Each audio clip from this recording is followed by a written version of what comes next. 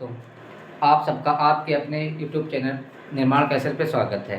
मैं आपका अपना दोस्त नीरज वर्मा आपको मैथ पढ़ाऊँगा, DSSB की मैथ। मैथ में पहला चैप्टर हमारा संख्या पद्धति। संख्या पद्धति से चलते हैं। संख्या पद्धति में हमारा संख्या पद्धति में संख्याओं के बारे में बताया गया है, उनके प्रकार के बारे में बताया गया, उन पर थोड़ी हम बात कर लेते हैं। देखते हैं संख्या पद्धति। संख्या पद्धति, संख्या पद्धति चैप्टर का हमारा पहला नाम है संख्या पद्धति। मैथ की शुरुआत यहीं से होती है हमारी। तो सबसे पहले संख्या पद्धति के बारे में बात करते हैं। संख्या पद्धति का जैसे लिखने में आता है संख्या पद्धति में संख्याओं पर हमारी एक प्रणाली जो संख्याओं पर आधारित हो। तो सबसे पहले आते हैं संख्याओं के प्रकार। संख्या कितने प्रकार की होती है? संख्याओं के प्रकार। तो संख्याएं कई प्रकार की हो सकती हैं, धनात्मक होती है, ऋणात्मक होती हैं, भाज्य होते हैं, अभाज्य होते हैं। तो इन्हीं पे हम बात करते हैं। सबसे पहले हम आते हैं प्राकृतिक संख्या पे। नंबर 1 हमारी संख्या क्या होती है? प्राकृतिक संख्या। प्राकृतिक संख्या, प्राकृतिक संख्या। चलिए इस पे हम थोड़ी बात कर लेते हैं। प्राकृतिक संख्या क्या होती है? प्राकृतिक संख्या वे संख्या होती है जिनके द्वारा हम वस्तुओं को गिन सकते हैं। वे संख्याएं जिनके द्वारा हम वस्तुओं को गिन सकते हैं क्या कहलाते हैं? प्राकृतिक संख्याएं कहलाती हैं। जैसे कोई भी ये मार्कर है, इसको हम कैसे गिनेंगे? 1 से गिनेंगे ना। तो ये 1 मार्कर है, तो प्राकृतिक संख्या हमेशा कहाँ से स्टार्ट होंगी? 1 से। जिनके द्वारा हम वस्तुओं को गिन सकते हैं वो संख्या क्या कहलाएंगी? हमारी प्राकृतिक संख्या है। जैसे परिभाषा हमारी बन जाएगी, जिनके द्वारा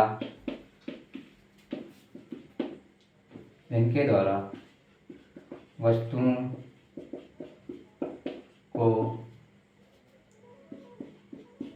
को गिना जा सकता है,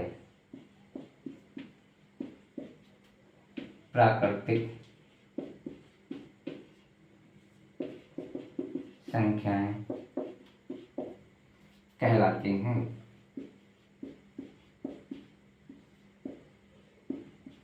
जिनके द्वारा वस्तुओं को गिना जा सकता है प्राकृतिक संख्याएं कहलाती हैं। जैसे हम किसी वस्तु को कैसे गिनेंगे? किसी वस्तु को कैसे गिनेंगे? 0 से तो गिनेंगे नहीं, तो कहाँ से गिनेंगे? 1 से। तो प्राकृतिक संख्या हमेशा कहाँ से स्टार्ट होती है? 1 से। 1 है, 2, 3, 4, 5, 6, 7, ऐसे डाट कहाँ तक होंगी? 9 तक भी कर सकते हैं, क्योंकि जितनी भी संख्या है 1 से 9 के बीच में बनी होती है, या फिर अनंत भी कर सकते हैं। 1 से अनंत तक। अनंत का मतलब होता है संख्या बटे 0। संख्या बटे 0 को क्या हो जाएगी? अनंत। ठीक, तो अनंत तक हो जाएंगे। फिर से एक बार देख लेते हैं संख्याओं के प्रकार। पहली में संख्या है प्राकृतिक संख्या, जिनके द्वारा हम वस्तुओं को गिन सकते हैं, प्राकृतिक संख्या कहलाती हैं। जैसे क्या होगा? 1 है, 2 है, 3 है, 4 है, 5 है, 6 है, 7, ऐसे डाट कहाँ तक? अनंत तक होंगी। फिर दूसरे स्टेप पे आते हैं। दूसरे स्टेप हमारी हो जाएगी पूर्ण संख्या। एक बार फिर से देखना चाहें देख सकते हैं। प्राकृतिक संख्या वे संख्या जिनके द्वारा हम वस्तुओं को गिन सकते हैं, प्राकृतिक संख्या कहलाती हैं। जैसे 1, 2, 3, 4, 5, 6, 7, ऐसे डाटा कहाँ तक होंगे? अनंत तक। अब हम बात कर लेते हैं पूर्ण संख्याओं के बारे में। किसके बारे में? पूर्ण संख्याओं के बारे में। नंबर 2 हमारी हेडिंग रहेगी, दूसरी प्रकार की संख्या हमारी क्या होगी? पूर्ण संख्या। नंबर 2 हो जाएगी हमारी संख्या पूर्ण संख्या। पूर्ण संख्या, पूर्ण संख्या। पूर्ण संख्या क्या होती है हमारी? पूर्ण संख्या वे संख्या होती है जिसमें वे प्राकृतिक संख्या जिसमें 0 भी सम्मिलित हो जाते हैं। प्राकृतिक संख्या 1 से होती है, और पूर्ण संख्या वो संख्या होती है जिसमें 0 भी आ जाता है। वे प्राकृतिक संख्या जिसमें 0 भी सम्मिलित हो जाए वो संख्या हमारी क्या कहलाएंगी? पूर्ण संख्या कहलाएंगी। चलिए परिभाषा देख लेते हैं। वे संख्याएं, वे प्राकृतिक संख्याएं, वे प्राकृतिक संख्याएं जिनमें 0 भी सम्मिलित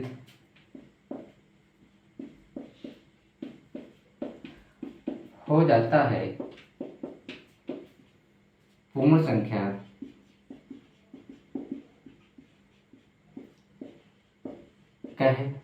कहलाती है। वे प्राकृतिक संख्या जिसमें 0 भी सम्मिलित हो जाता है पूर्ण संख्या कहलाती हैं। जैसे हमारा क्या रहेगा? जो संख्या हमने प्राकृतिक संख्या में बताया वही संख्या आएंगे, बस शुरुआत में क्या लग जाएगा? 0। तो 0, 1, 2, 3 4 ऐसे डॉट कहाँ तक लेंगे, अनंत तक। फिर से देख लेते हैं, पूर्ण संख्या वे प्राकृतिक संख्या है जिसमें जीरो भी सम्मिलित हो जाता है, क्या कहलाते हैं, पूर्ण संख्या कहलाती है। जैसे 0 1 2 3 4 ऐसे डॉट कहाँ तक हो जाएंगे, अनंत तक हो जाएंगे। अब तीसरे नंबर पे आते हैं। तीसरे नंबर पे हमारी संख्या हो जाएंगी पूर्णांक। क्या हो जाएंगे, पूर्णांक। पूर्णांक किसे कहते हैं, हमने पहले क्या बताया, प्राकृतिक संख्या। नंबर 2 पर क्या बताया, पूर्ण संख्या। और नंबर 3 पे क्या आएगा, हमारा पूर्णांक आएगा। चलिए पूर्णांक पर देख लेते हैं। नंबर 3 पूर्णांक। अब इनसे बेस्ड क्वेश्चन भी बनते हैं, जैसे पूछ लेंगे वहां पर 4 ऑप्शन आपको दे रखे होंगे, 1 है, 0 है, अनंत है और है -1 है। तो इसमें पूछ लेंगे प्राकृतिक संख्या कौन सी है, इसमें प्राकृतिक संख्या कौन सी है। तो हमारे 0 तो होगी नहीं प्राकृतिक संख्या, -1 भी, क्योंकि वस्तु को -1 से थोड़ी ना काउंट करेंगे ना, अनंत से काउंट करेंगे, किससे करेंगे, 1 से करेंगे। तो हमारा आंसर क्या हो जाएगा, 1 हो जाएगा। इसमें पूछेंगे निम्न में से कौन सी प्राकृतिक संख्या है, तो कौन सी हो जाएगी, 1, क्यों हमें पता है, क्योंकि वस्तुएं किससे गिनी जाती हैं, 1 से। तो प्राकृतिक संख्या हमारी क्या हो जाएगी, 1। ऐसे क्वेश्चन भी बनते चले। एक बार संख्याओं के बारे में पूरी जानकारी लेते फिर क्वेश्चन के बारे में बात करते हैं। पहले हमने क्या बताया, प्राकृतिक संख्या। नंबर 2 पर पूर्ण संख्या। नंबर 3 पर पूर्णांक। चलो पूर्णांक की बात कर लेते हैं। नंबर 3 हमारी रहेगा पूर्णांक। पूर्णांक, पूर्णांक क्या होता है, पूर्णांक वो नंबर वाला हमारा नहीं रहेगा, जैसे 10 में 15, 15 में 10 पा गए या 100 में 50 पाए, वो पूर्णांक नहीं, ये पूर्णांक अंकों का है। तो ये पूर्णांक वो हो जाएगा, देखो इसमें क्या हो जाएगा, वे संख्याएं जिसमें धनात्मक राइट में प्लस कर लीजिए, धनात्मक को प्लस बोलेंगे, धनात्मक तथा ऋणात्मक, धनात्मक तथा ऋणात्मक दोनों प्रकार की संख्याएं सम्मिलित होती हैं, पूर्णांक कहलाता है। फिर से एक बार देख लेते हैं, वे संख्याएं जिनमें धनात्मक तथा ऋणात्मक, ऋणात्मक यहाँ माइनस भी कर देंगे, वे संख्याएं जिनमें धनात्मक तथा ऋणात्मक दोनों प्रकार की संख्याएं सम्मिलित होती हैं, पूर्णांक कहलाती हैं। जैसे हमारा क्या रहेगा, हमने पहले बता चुके हैं, जिसमें धनात्मक और ऋणात्मक दोनों हों, तो हमारे बीच में क्या रहेगा, 0 रहेगा। हमारा मध्य में क्या रहेगा, 0। दाहिनी तरफ क्या हो जाएगा, प्लस का 1 हो जाएगा, प्लस का 2 हो जाएगा, प्लस का 3 हो जाएगा, प्लस का 4 हो जाएगा। टार्गेट कहाँ तक हो जाएगा, अनंत तक। कहाँ तक हो जाएगा, अनंत तक, क्योंकि संख्या कहाँ तक होती है, अनंत तक होती है।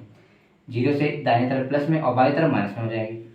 -1, -2, -3, ऐसे टार्गेट कहाँ तक, माइनस का अनंत तक, माइनस तक कहाँ तक, अनंत तक हो जाएंगे। तो 0 को दाहिनी तरफ प्लस में हो जाएंगे और बाईं तरफ माइनस में हो जाएगी। तो इन सभी संख्याओं को एक डिब्बे में डाल देंगे, और डिब्बे के ऊपर क्या लिखा जाएगा, जैसे दाल का डब्बे उस पर दाल लिख देते, उसी तरीके इन संख्याओं को डिब्बे में डालेंगे। तो इन सभी संख्याओं को, धनात्मक और ऋणात्मक संख्याओं को क्या बोलेंगे हम, पूर्णांक बोलेंगे। क्या बोलेंगे, पूर्णांक। तो जैसे कोई संख्या आ जाए तो उसमें क्या, प्रत्येक संख्या क्या होती है, पूर्णांक, या धनात्मक या ऋणात्मक हो संख्या क्या हो जाएगी, हमारी पूर्णांक हो जाएगी। फिर से एक बात लेते हैं, वे संख्या जिनमें धनात्मक तथा ऋणात्मक दोनों प्रकार की संख्या सम्मिलित होती हैं, पूर्णांक कहलाता है। बाईं तरफ माइनस में रहेंगी, दाहिनी तरफ प्लस में रहेंगी, बीच में 0 रहेगा, ऐसी संख्या क्या कहलाएंगी, हमारी पूर्णांक कहलाएंगी। चलिए आगे चलते हैं। पूर्णांक के बाद हम आ जाते हैं सम विषम पे। सम पे अगली संख्या हमारी रहेगी 4 नंबर सम।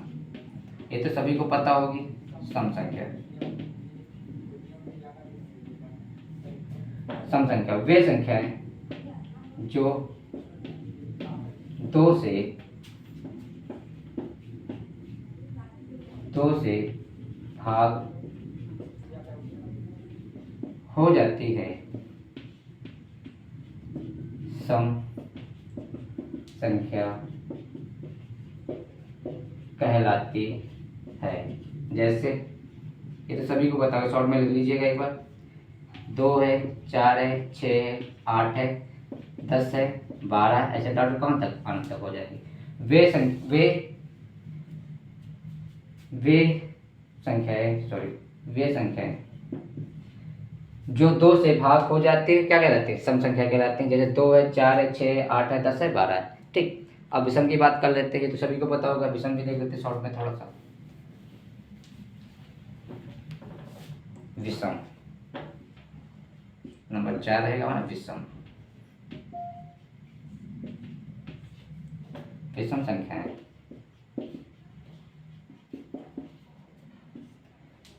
वे संख्याएं जो 2 से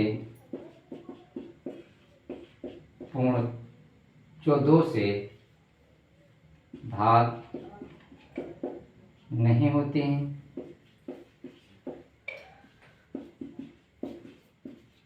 विषम संख्या कहलाती है। जैसे 1 हो जाएगा, 3 हो जाएगा, 5 हो जाएगा, 7 हो जाएगा, 9 हो जाएगा, ऐसे डॉट कहाँ तक हो जाएंगे, अंत हो जाएगा। सम संख्या जो 2 से भाग में हो सम संख्या, जो 2 से भागना वो विषम संख्या, ये सिंपल में रहेगी। अब हम बात कर लेते हैं भाज्य और अभाज्य की, ये हमारी मोस्ट संख्या रहेंगी, भाज्य और अभाज्य। सबसे पहले हम भाज्य की बात करते हैं, इंपॉर्टेंट कर लेना इसको ध्यान से थोड़ा देख लेना। नंबर 6 हो गया था, 7 हो जाएगा, भाज्य संख्या है,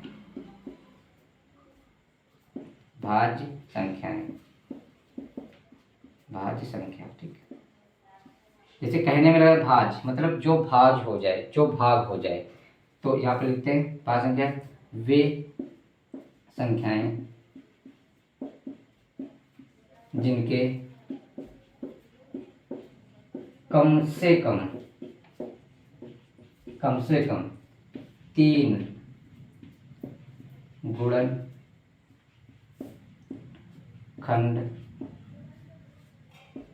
होने आवश्यक है, भाज्य संख्या कहलाती है। फिर से देख लेते हैं, वे संख्याएं जिनके कम से कम 3 गुणनखंड होने आवश्यक हैं, क्या कहलाती है, भाज्य संख्या कहलाती हैं। अथवा के लिए एक परिभाषा और छोटी सी ले लेंगे समझने के लिए, ऐसी संख्या वे संख्याएं जो कम से कम 3 संख्याओं से भाग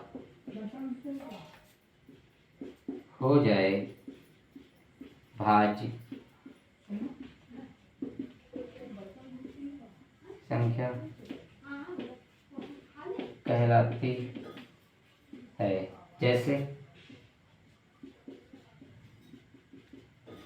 जैसे हमारा क्या रहेगा, देखिए एक बार इसको समझ लेते हैं। जैसे अगर 1 हम लेते हैं, इसके गुणनखंड केवल 1 होगा। अगर 2 की बात करते हैं तो हमें क्या हो जाएगा, ये 1 से कट जाएगा और किससे हो जाएगा, 2 से। तो इसके गुणनखंड कितने, 2 ना 1 होगा भाज्य ना ये 2 हो गया।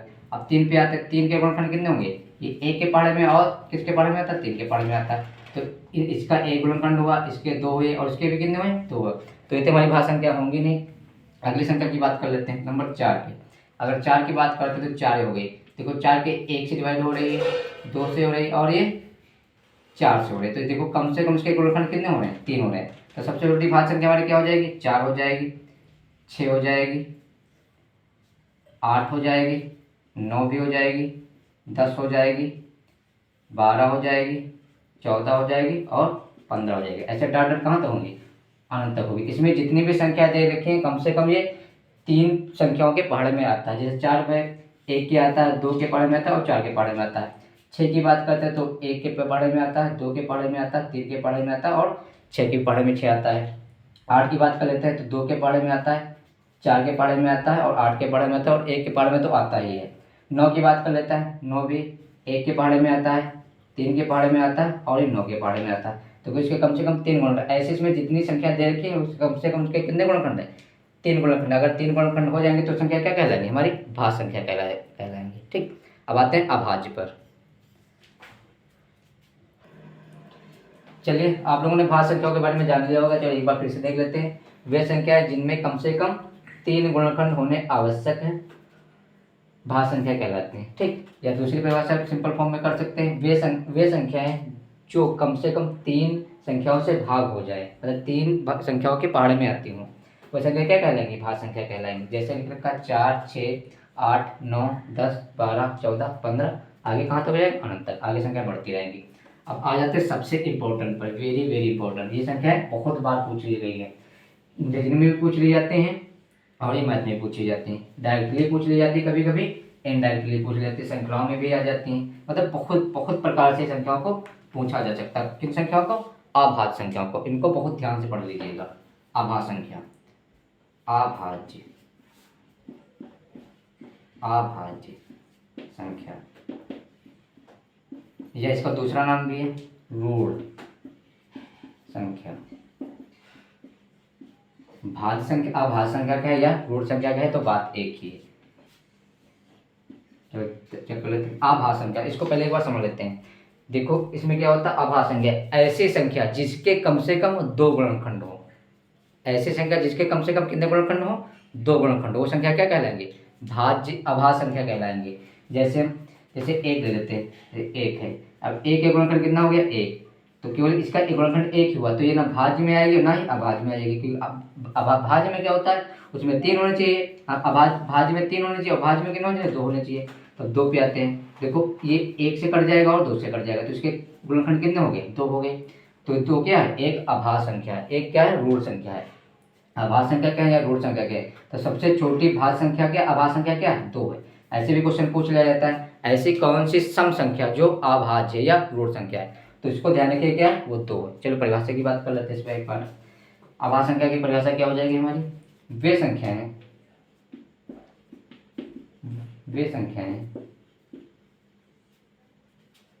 जो एक एवं स्वयं के अतिरिक्त अन्य किसी भी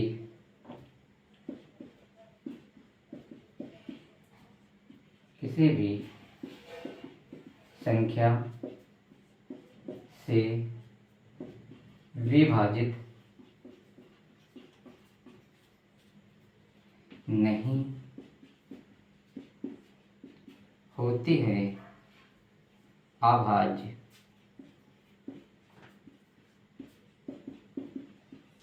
संख्या कहलाती है। एक बार देख लेते हैं। वे संख्याएं जो एक एवं स्वयं के अतिरिक्त, एक से तो सारी संख्या डिवाइड हो जाती है, और स्वयं केवल खुद से ही कटे, क्या? केवल खुद से ही कटे के अतिरिक्त अन्य किसी भी संख्या से विभाजित नहीं होती हैं अभाज्य संख्या कहलाती हैं। या इसकी दूसरी परिभाषा हम कह सकते हैं अथवा करके, वे संख्याएं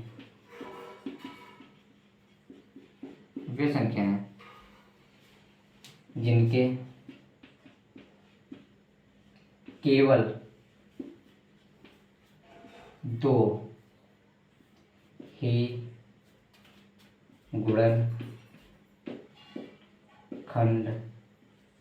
हो, वे संख्या जिनके केवल 2 ही गुणनखंड हो, क्या कहलाएंगी? अभाज्य संख्या।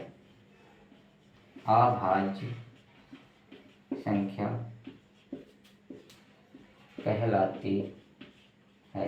ठीक, वे संख्या जिनके केवल 2 ही गुणनखंड हो, अभाज्य संख्या कहलाती है। जैसे एक बार इसको इंस्टॉल ले लीजिए, फिर आगे देखते हैं।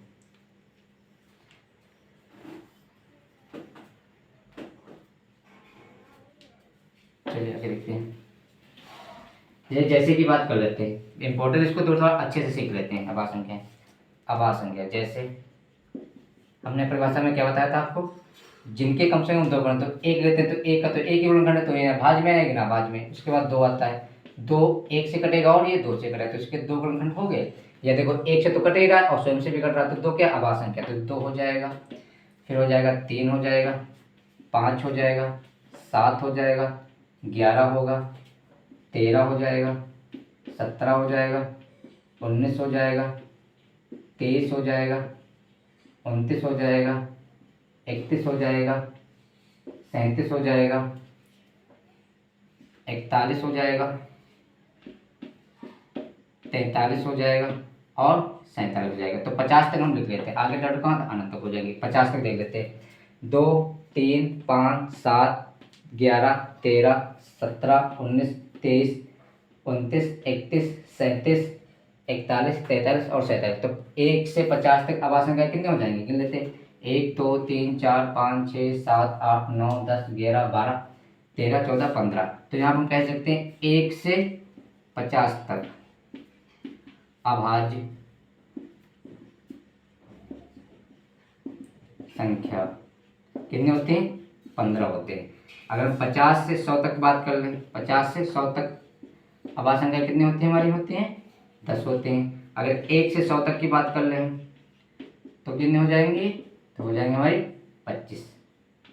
फिर से देख लेते हैं, 1 से 50 तक अभाज्य संख्या हमारे कितने होते हैं, 15। ऐसे क्वेश्चन पूछा सकता है कि 1 से 50 तक अभाज्य संख्याओं की कुल संख्या कितनी है, 15 है। 50 से 100 तक कितनी, 10 है। अगर 1 से 100 तक पूछ रहे तो कितनी हो जाएगी, 25 हो जाएगी। तो इसको थोड़ा ध्यान से पढ़ लीजिएगा।